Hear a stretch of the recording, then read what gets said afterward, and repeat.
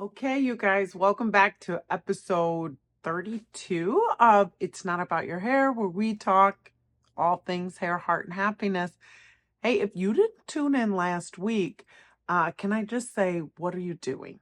What are you doing? So last week we talked about, if you did tune in, we got pretty serious. We talked about donuts, intimacy and marriage, sex, and Jesus, and how they all tie together. And honestly, I feel like that was probably one of my favorite episodes because it was hard to do because those topics are hard to talk about. And I don't, again, last week I said this, I don't know why, but I feel like we need to have more conversations about it. This week, you can tell my background's a little bit different. I'm filming from my hotel room in Springfield, Illinois, the hometown of Abraham Lincoln. Quite fascinating. I toured Abraham Lincoln's house yesterday, which is a national park, which if you haven't been here, you should. So pretty amazing. The whole street is a national park. Wooden sidewalks, wooden, excuse me, wooden sides to the street. It's just really fascinating and in immaculate, uh, pristine condition. And it's so fascinating to me when I walk through these houses because someday, you guys, mark my word, I'm going to live in a very old house. I love these old houses. I love old houses with character. Um, but it amazes me the wallpaper in detail that they had in the building of their homes. The carpets were literally hand stitched and they peed and went to the potty in pots under their bed. Is that just bizarre? I think that's just bizarre. How long did it take? I was went to the Metropolitan Museum in New York City when I was homeschooling my daughter in 8th grade. We went on a homeschool field trip to the Met, which if you've never been to New York City and you've never been to the Metropolitan Museum of Art, you need to go. And they had an exhibit of uh, King David's, the city of King David, King Nebuchadnezzar. mm, Anyways, of a biblical time, they had an exhibit, and they believed that then, long before Abraham Lincoln, 2,000, 3,000, I don't know how long ago that was, you guys, a long time ago. When was that? Before Jesus. So a long time ago. Um, they believed that they had some running water infrastructures happening, maybe even inside toilets. And then we come over here and we build these real fancy, really elaborate homes. And we peed in pots. I just find it so fascinating, especially because you have to think about, this is not what this episode is about, but I'm just sharing too much information because I'm traveling, especially when you think about the fact that most these women were wearing those big fancy dresses. And how did they go to the potty in that? Anyways, there was no bathrooms, and that was fascinating. I think on the outside of the property was the first outdoor bathroom, but I had to go to the bathroom so bad I didn't make it for the outside tour. So anyways, I'm traveling for work. And so I thought this would be a great way to talk about doing brave things or moving into how that started for me and why it's important to dream about what you want to do. So I can remember I had a client, and this is a tribute to my client, Judy, who just passed away. Miss Judy, she was awesome. She decided at 42 years old that she was going to quit her job at the local newspaper because she believed that she wanted to do something more with her life. And she started making these bears. They just seem like teddy bears, right?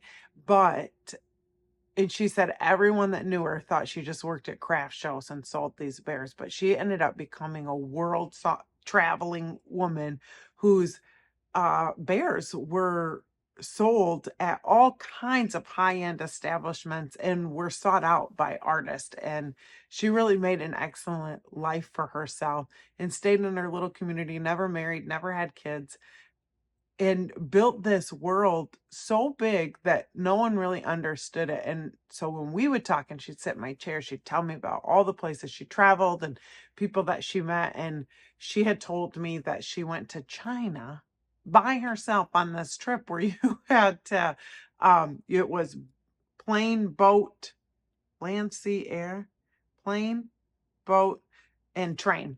And she had to go to all these places and you had to carry your own bag. So she wanted it to be really light and she was gone for a long period of time. And I said, how did you do that? Weren't you afraid? And she said that you have to do everything afraid first until you're not afraid. And I remember that after she told me that story, I was like, I'm just going to go to Lansing. So I live in Michigan and Lansing's about a half an hour from us. And I'm just going to stay at a hotel by myself. Because my husband and I have been together on and off since 8th grade. And so everything that I've ever done, I've really done with him or somebody else. Never really exploring anything on my own because I was afraid. And you know what I was afraid of? What other people would think. I got these weird stories in my head that it was going to be someone was going to kidnap me. Well, I've discovered I don't think I'm all that kidnappable. Okay. And two, that people were going to think I was weird if I was going out to dinner by myself or checking into a hotel by myself. That's not true. No one thinks anything, but the first time that I did it, I had to stay in the parking lot for almost an hour before I checked in because I was so scared. And then I just stayed in my hotel room. I even ordered a pizza to my hotel room because I was terrified to go out to the lobby. Someone might see me. I don't know all the things you get in your head. So if this has ever happened to you, share, because I think these things make us brave. And then I had a client, Miss Kimberly, who did taekwondo and she traveled by herself to do that, and she was very brave, and it just kept inspiring me that I was living a little bit of a bitter, frustrated life because I felt stuck in the situation I was in. A, because of finances. B, because I thought other people had to do what I wanted to do, and if they didn't, then I just had to choose to be miserable. And then I just started saying, well, if traveling and meeting new people is a value that's really important to me, and teaching is a value that's really important to me, and taking time away by myself and with my family are important priorities, I'm going to write it down. And so 2 years ago, I wrote down that I wanted to become a curly hair educator and a public speaker. And then I kind of crossed off public speaker because I thought, what am I going to be a public speaker about? I put it back on the list because here's what I think. I think we all just need to share our story. Every one of us needs to be a public speaker. Currently, at this moment, while you're listening to this podcast, this makes me a public speaker. Anytime you share your life with someone else, you're publicly speaking. And I think that for me, I'd like it to be broader or bigger because every time you have an exchange in an elevator with someone that you don't know, or I did lose my mind a little bit in the lobby yesterday, not in a super rude way, but they billed my credit card wrong. I started panicking. I had to pull it back together. So it gives us these opportunities to be challenged, to show up in a different way. I went to dinner last night by myself, which was really fun, toured the Abraham Lincoln property. And so what I'm telling you is that it's transition. So the first time I stayed by myself, I was terrified to even go to the hotel, and that was local to my community. I was afraid to go out to eat. And now I've progressed to being able to go into new places. So how do we get here, you guys? We get here by knowing what you want. What do you want? That's your challenge this week. And I wanted to say, if you're dreaming about becoming something other than what you're doing right now, and it doesn't have to be that you want to be an educator. For me, it was also just mini trips with my family at least 3 times a year. And I never made time for that before because I didn't think there was enough time or enough money to do those things. But once I write them down, it becomes a priority. I opened a separate bank account, and then every time I thought about buying something, I would put the money in there so that I would say, well, is it worth it now to buy the $20 shirt, or would I rather put that in my family savings account to take my family on vacation?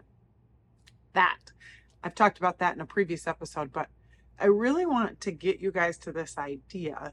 And we talked about this in a few episodes ago, everything I talk about over and over again. Surround yourself with people. So that was just 2 of my clients over the lifetime of my clients. And honestly, I don't have very many clients that travel alone because most of us are afraid. So that's what this episode is about being unafraid. What would it look like if you did something? And I talk about this, I need you to start experiencing yourself. Not that you can't travel with a friend or go do things with a friend, but what do you like? Who are you? What are your interests? A lot of my mama friends don't know that. I didn't either. I remember the first time I got asked that. When your kids are young, it really is hard. I'm not saying that it's not. It's hard to have any fun things that you do when you have littles who need a babysitter if you do anything. I do have a young couple at church that are really incredible, and they have a son. And I always say, if I could do it again, I'm going to be a Grammy like this, because too late to be a mom like that. My kids are too old. But since their son Cross was born, they take him everywhere. So instead of waiting until he was older to take him to baseball games, I mean, I think the kid was a month old and he was at his first baseball game. They want to go to trivia night with their friends, they just take him along. There's nothing that they don't include him in. And therefore, he is able to be participating in all of those things. And not, you guys have I don't know if I've ever seen him on a phone. I'm not judging you if that's what you do, but that was kind of my thing. Well, if I go somewhere, I got to find something different to entertain my kid. They just include him. We went away to church family camp, and he was in all the volleyball games and badminton games. Was he the best? No. His dad, though, took the time, like, oh, Crosby serve. It was so cute. And guess what? No one was irritated by that. But I think even those things were like, is my kid an inconvenience? Am I an inconvenience? Is this an inconvenience? You're not an inconvenience. And build your life around the way that you want. So I believe those two are really intentional about the life they wanted to have and the life they wanted with their kid. And so they took him along, and then they taught other people how to include their kid. It is okay to start today to do something in your life that you want to do. Most of us aren't doing it because we're worried what other people are going to think. So traveling here, I got worried for the first time before I left my house this time, and I asked my husband, should I have like a number I call if I get a flat tire? And he said I should probably just teach you how to change a tire. Ugh. That made me a little worried because I've never thought about it. I don't know if I don't have that spot in my brain. I just think, man, I get to get in the car and go.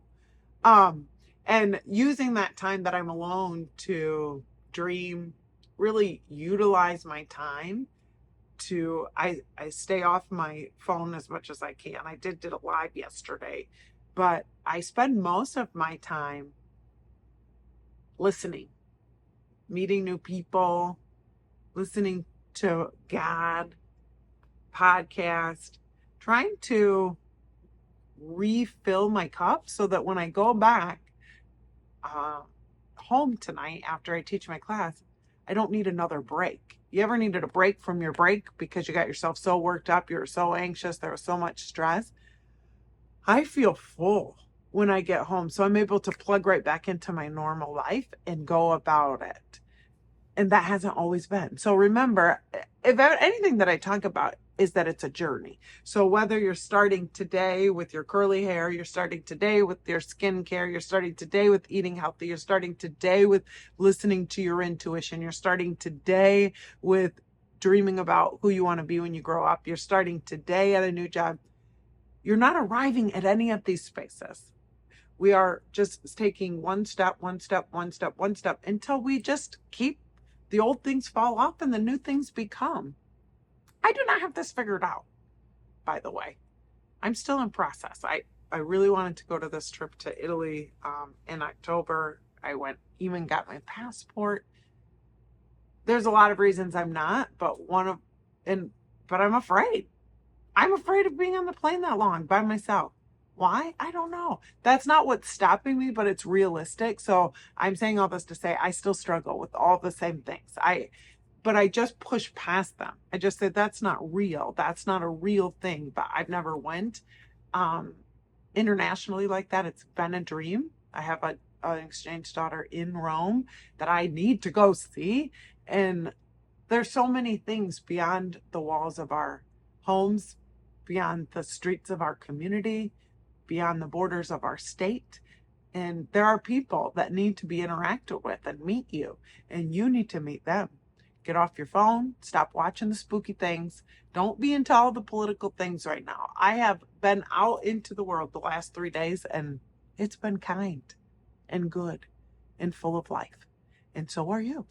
And so today's episode was really about transition, about my client, as a tribute to my client, Judy, who has every single appointment. She said, where are you going and what are you doing that's changing you since the last time I saw you? What a great question. And it prepped me to want to have an answer. What am I doing? What can I tell Miss Judy? And it doesn't have to be huge, you guys. It can be little things that stretch you. I'm taking my kid with me to the grocery store, but instead of being afraid that they're going to have a freak out, I'm making time to have lunch with a girlfriend. Even if I can't afford to go to lunch and I'm going to pack a picnic and meet my girlfriend for lunch, I'm choosing to slow down and recognize when I'm stressed out so that I can be more present in the moment. But we need to not just be comfortable all of the time, because in your comfortable, you do not grow. You do not grow when you are overly comfortable. Okay? And you should be stretching your whole dang life. Okay? Stretching, getting uncomfortable, and then you grow. You're on to a new level. New level, new devil. So let's go. I hope that you enjoyed today's podcast. I hope that you do something brave today. I hope you remember somebody in your life who's encouraging you to what are you doing that's changing you today? What are you going to be doing in 10 weeks from now that makes you a better you, a more encouraging you, a more beautiful you, inside and out? If you're not doing okay, I hope that you know that you're one step away from a new day. I guess this is where I ask you to subscribe to my channel, to follow me on social, and to listen wherever podcasts can be found. And join me every Tuesday at 2 as we unpack how to heal your hair, your heart, and your happiness.